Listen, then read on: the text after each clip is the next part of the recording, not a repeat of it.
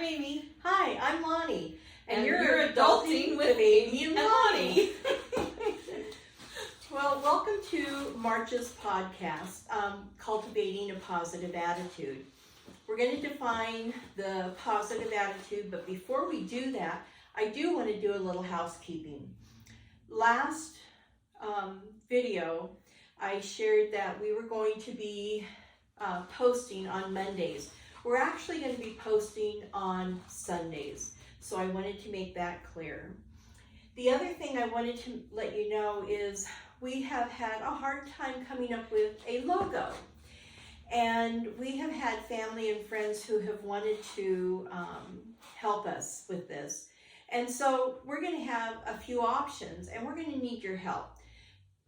Probably the end of March, beginning of April, we're going to post all the options from our family and friends, and we'd like you to vote on it and help us choose which logo you think would be best.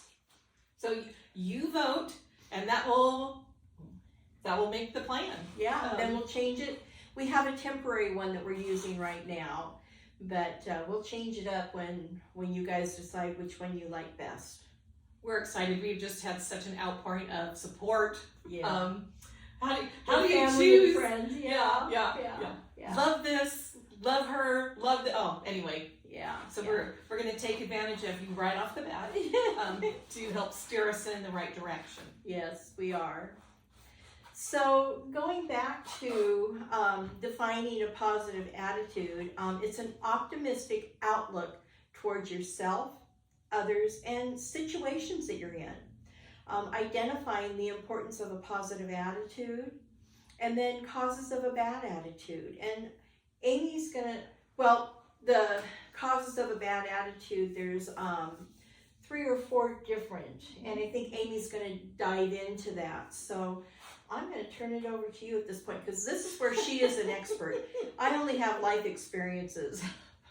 So, those people who say everything is available to the internet all the time, I probably shouldn't tell you this, but I was once told by a doctor that it is in my blood to be positive. My blood type is be positive. That's funny. So, that being said, it's not always easy. Life is real. Life happens. Tough stuff happens. And so we'll talk a little bit about that too, the difference between responding and reacting. But, that optimistic attitude, that positive attitude, the whole concept of, is your glass half full or is your glass half empty? I hate that. I hate it. Get that out of your brain. You have a glass and there's something in it. Yes, absolutely. So, and you got my brain going. I think I'm an AB positive, and I don't remember. I'm going to have to go look at my donor card. So, but you're positive. I think it is in your blood to be positive. AB.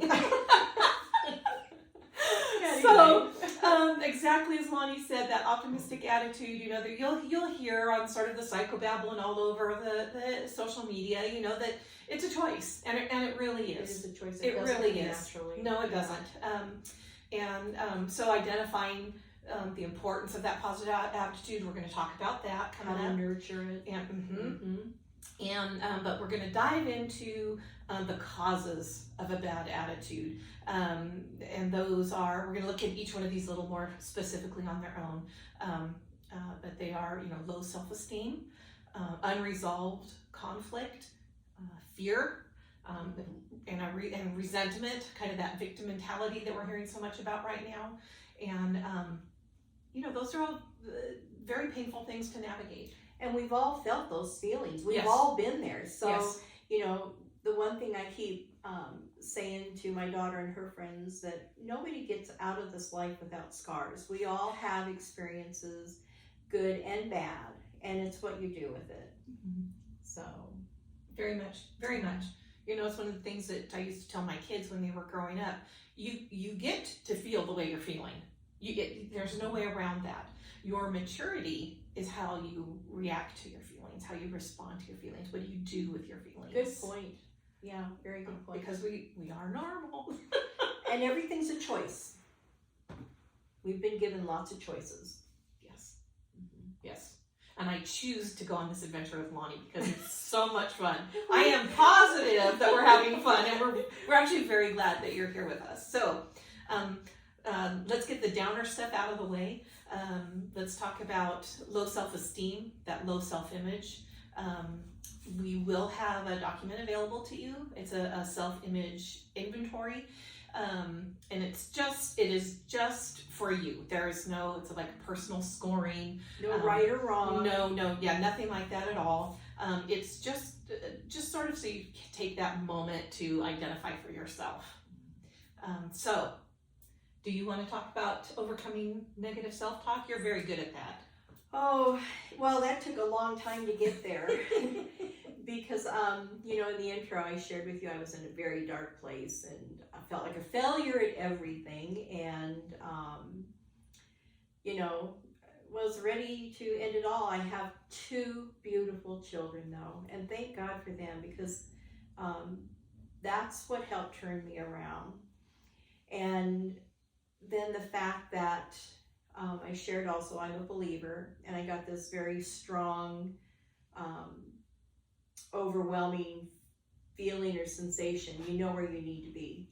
So I connected with a church that I absolutely loved for the longest time, and they started me with a gratitude journal. And I had a hard time with that. You think it sounds easy, but when you're in a dark place, it's not very easy at all. And so I worked hard to try to find something to put in there, and it was maybe 1 or 2 things to begin with.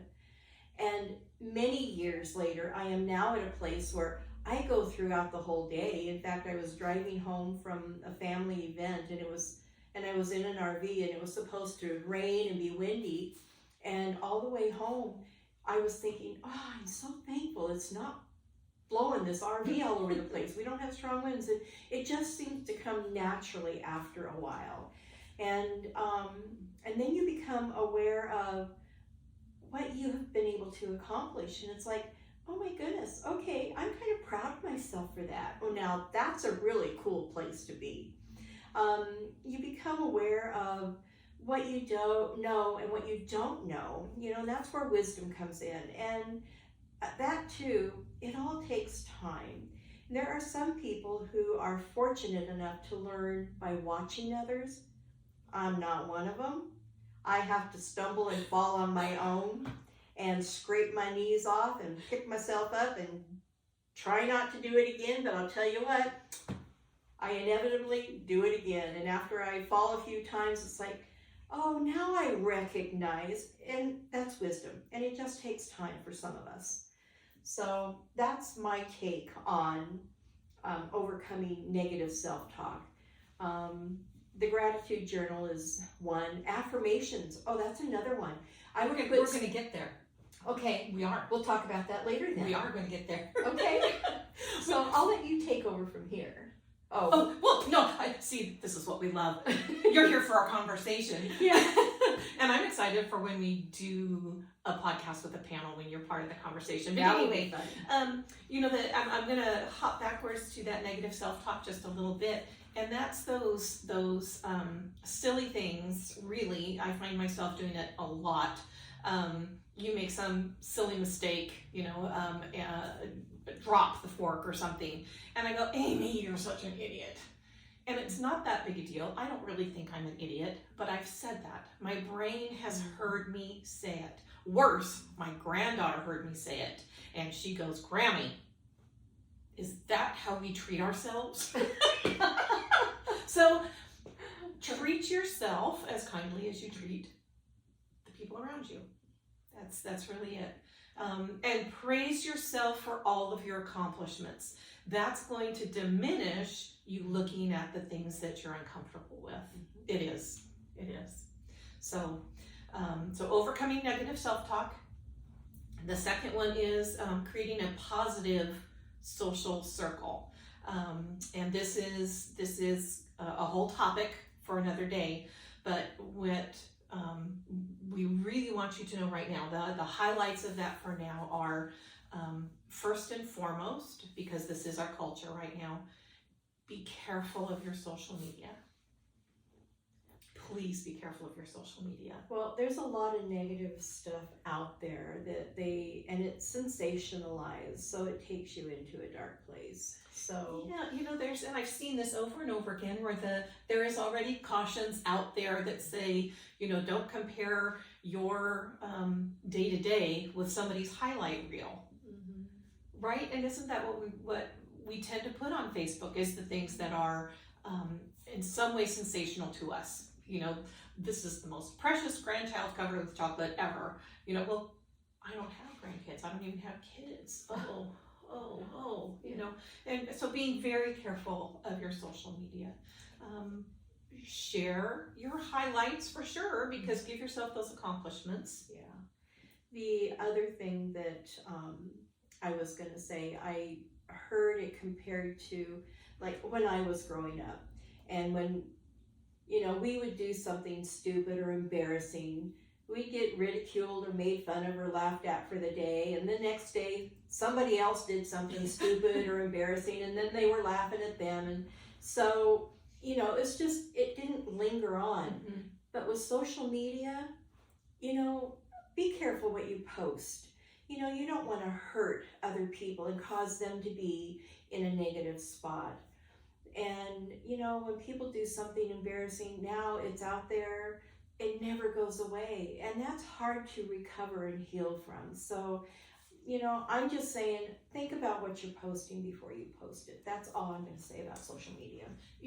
And that's exactly. It's necessary, but it is. You need to be careful. Yes, I'm not responsible. I do not want it to sound like I'm against social media. I am not. I think that in many ways it's a boon. It is. Yeah, I like it.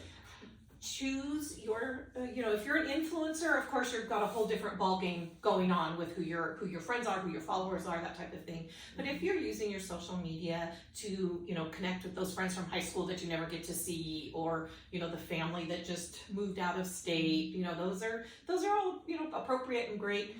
But we don't have to accept every friend request. Mm-hmm. We don't need to, give yourself permission to unfriend colleagues that you're not going to coffee with. Just give yourself that buffer and be kind to yourself with your social media.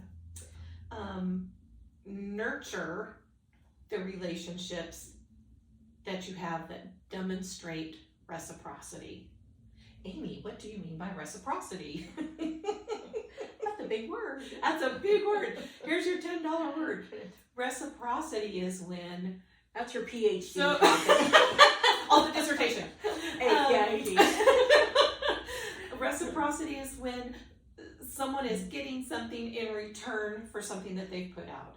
And it's not necessarily, I'll get lunch this time, so you get lunch next time, or, dollar for dollar. There is something nurturing in the give and take of the relationship. Lani, I know that you've been homesick. I'm headed to the market. Can I bring you something on my way home? What, am I expecting something in return? No. But at some point, this just happened, I have a coat that I would like to alter, and I'm afraid to do that altering myself. Lani, what do you think? That's a reciprocity. That's a generosity there in giving and taking for each other. And that's varied. What does that look like? There's a mutual nurturing. Nurture those relationships where you're nurturing each other.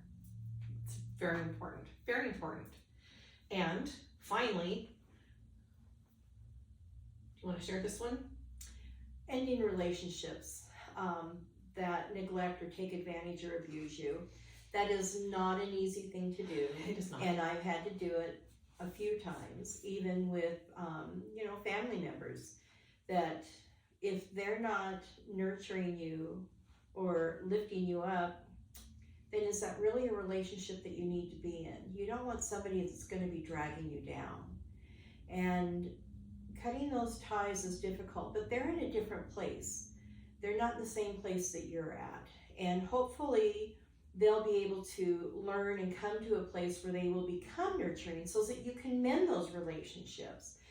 but that takes time, and it's not your job to change anybody. It's your job to make sure that you're taking care of yourself. And I'm not meaning that in a selfish way where everything is me, because that's not what I mean at all. But you need to nurture within your own self-esteem, so that can grow in a positive way, so you can be helpful to those around you. And not only that, you're going to set an example by what people watch and see. You don't have to be spouting off all the time.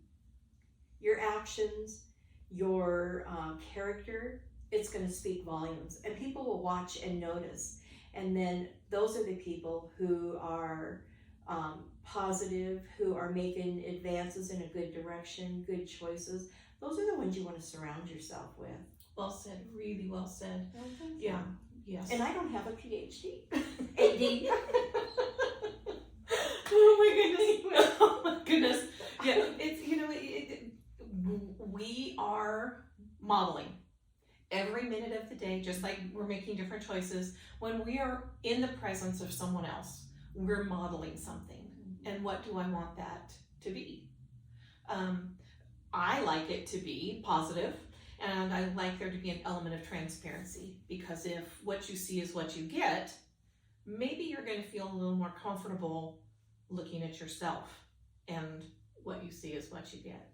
But I want to touch on something that Lani touched on, and that's that, severing those negative relationships, those, it is very difficult.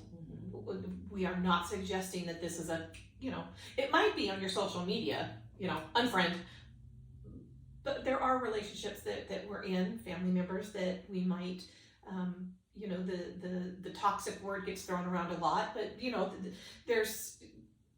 there are reasons why you might want to do that. Or if they're very needy and you're not in a position to be able to help. That's a tough one. Yeah, and that's something we'll talk about at another one as well, and that's the idea of, those people who have a conflict habituated lifestyle, just like it sounds. They can't be content unless they're discontent, and we'll talk about what that might look like and why. But the bottom line there is perfecting the line, I'm sorry you have that to go through, rather than, well, let's make calls, let me drive you there, because that's not probably going to be beneficial. But take care of your relationships, choose them wisely, and make appropriate action in those choices. And the next one is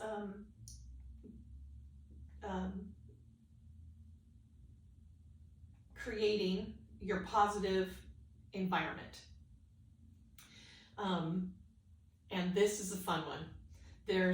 We've got your physical environment and what I call your inner environment, because there's so many different words for that. Is it your psyche? Is it your emotional well-being? Is it your psychological? So physical environment.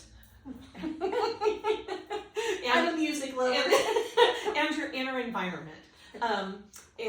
This is something that actually Lani and I both, I don't want to say we struggle with it, but I feel like we're in an unending cycle of physical environment. Do you want to address decluttering?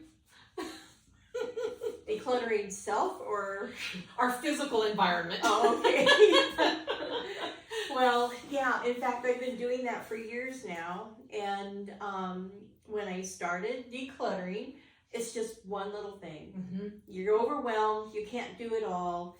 There's an old saying, you can't eat an elephant in one bite, but you can eat an elephant one bite at a time. So when I started to declutter, I took one drawer. That was it. And it felt so good, I wanted to do another one. And then the trick is, to be successful, you maintain it. That's the trick. And then you go on to the next one. And before you know it, in fact, I have 3 rooms left to declutter. And it feels really good. You have what you need. It's like a weight's lifted off of you. There's no burden or heaviness about it. And we have way too much stuff. And way too much stuff to maintain and to worry about and to take care of. And you can't take care of all this stuff and yourself and your family and, friends, and it just goes on and on. Next thing you know, there's nothing left for you. So decluttering your environment, your physical environment, is really a good place to begin. And just start small. Start with a drawer. Start with one closet. It doesn't have to be anything major, but when you see those little changes start to build on one another, you're going to look back and say, wow, this feels really good. And it does. If there's chaos around us, it adds to our mood. Yeah. It does.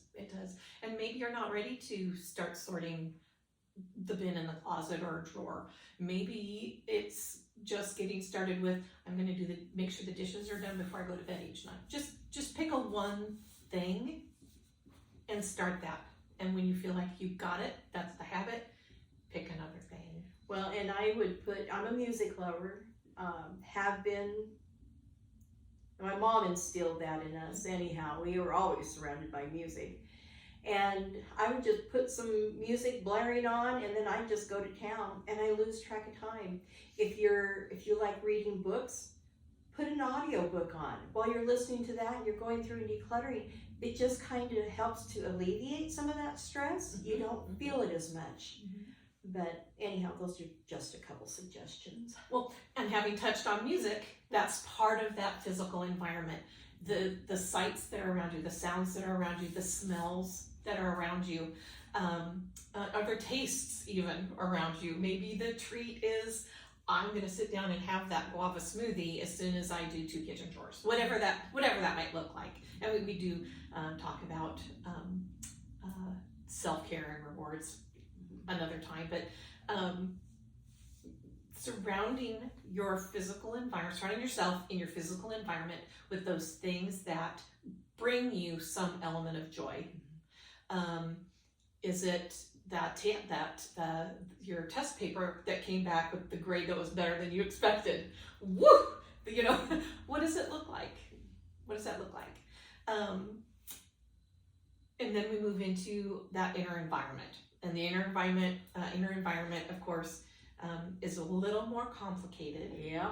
Because we can't see it. It's not the same type of easy fix. Nope. Oh, this table is cluttered. Now it's not. Problem solved.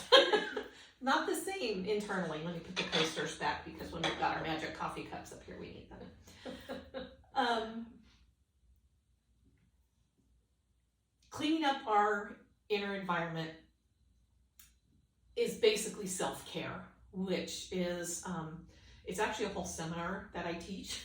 So we're going to address it briefly here. We're going to go into a little more detail in another podcast. But that's the research has proven that if we do a 4-pronged approach to our self-care, we're going to be in good shape. And those 4 prongs are, they call it a biopsychosocial spiritual model of self-care. There's your mouthful. That's a mouthful. No kidding. Jinx. You'll need a Coke. In the fridge. There is, again, we are including the self-care worksheet for you. That's one of the documents that'll be available to you. And again, this is not a right or wrong. I'm just going to talk very briefly about what that self-care looks like, and you put your own goals in that worksheet. It's very self-explanatory. It's just really just sort of open squares. Excuse me. The biological needs are pretty obvious. Your fruits and vegetables, your exercise, your mammograms, your medications, your vitamins, whatever your actual physical well-being needs are, making sure Still you do working those on things. that. Yeah, your dentist appointments, the girly yearly, the masculine yearlies. I just thought of a funny story. There was a friend of ours years ago who was part of a grandparents raising children group, and they had a guest speaker who came to speak about prostate cancer and the need to make sure that the older population was checking their prostates and taking care of that business as well. And this one older woman began flipping out because no one had ever told her she needed to check her prostate. In case you're wondering why this is funny, only men have a prostate. So anyway, if you have one, check it. Ladies, do your mammograms. But those biological needs, turning those into a self-care is very important. Very important.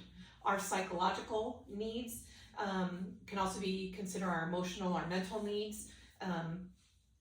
What does that look like? Do I need to be looking at some type of a forgiveness thing, or do I need to be making sure I've set time aside to just journal by myself, reread my gratitude journal to remind myself of the things that are going well? Sounds like sometimes reaching out and getting help when you're in a difficult place. There's nothing wrong with that. Absolutely, So, absolutely, absolutely.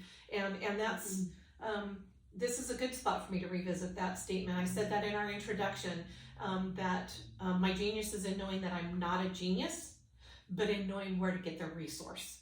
And there are many things that are out of our individual scopes. If that wasn't the case, there'd be no audience for us here trying to share some of the things that we've learned, and sharing some of the resources and references that we've got.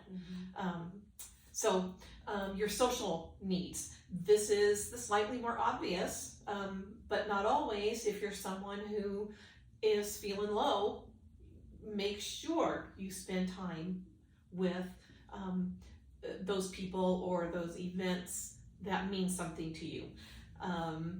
Lani, are you free for just some hot chocolate on Tuesday morning? Not talking about the podcast, not talking about the kids, not talking about how busy the calendar is, just to hang out. I use a little wisdom there too, because going out and hanging out in a bar is okay from time to time, but if you're hanging out in a bar all the time and you're getting pie face, you might have a problem that you need to look into. So I'm just saying, use some wisdom and caution, because social influences can be positive and negative. Yes, that's where I'm trying to get. I'm sorry. Again with the wisdom. Choose your social outlets, but you might have to push yourself sometimes. Maybe you don't want to be chit-chatty, but you haven't caught up with your sister in a while. Go to a movie. You're sharing space. You're being entertained together. Find something. And then the spiritual needs. And the spiritual, I say this as this is your connection with the sacred, however you define it. I actually raised more than just my 4 biological kids. We say, I raised 10 bios and bonuses, and we've got quite a variety. We have some very devout conservatives who want to be in their church on Sunday, don't want to miss a service or a mass on Wednesday. And we've got the other extreme too, where one of my son's church is a walk alone, a hike alone, time to touch nature, just breathing space. So however you define your sacred time, that's that spiritual component. And what research has demonstrated over and over now, so this is empirical, and you can email us if you want copies of some of these studies, that as long as you do one thing in each of those 4 categories 1 time a week, you're going to be in really good shape. And again, I'm well aware that some of these might be a stretch, but it's going to be important.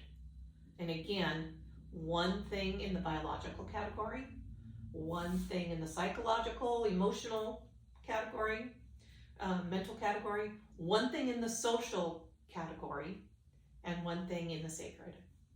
And these are how you define them. This is your self-care, not your self-care the way Amy said, or Lani said, or your mama said, or your pastor said. your self-care your way. So, now that we've covered the tough stuff, next podcast, we're going to go into our positive attitude toolbox. I'm excited to start bringing us the positive attitude stuff with the positive attitude. Yeah, this has been a heavy one. Yeah, no more of the tough stuff. What else? I noticed Lani, it looked like Lani was itching to say something. What was But that? anyhow, I was just thinking, be kind of fun. Invite some of your friends over, watch the podcast, bring a bottle of wine and some appetizers, and Make sit and a watch drinking and game. make it a party. Every time Amy and Lani say jinx. But you can watch it, but then even afterwards, you can talk about it and see how it has affected you and what you've learned and gained from it. And a great way to support friends, going down this journey. Sure. That was just a thought. It's a good thought, and that's She's and that's so supportive. and that's really the whole point. What questions do you maybe have? If we do nothing other than trigger your thought process for yourself, you're growing, we're thrilled. Yes. Okay.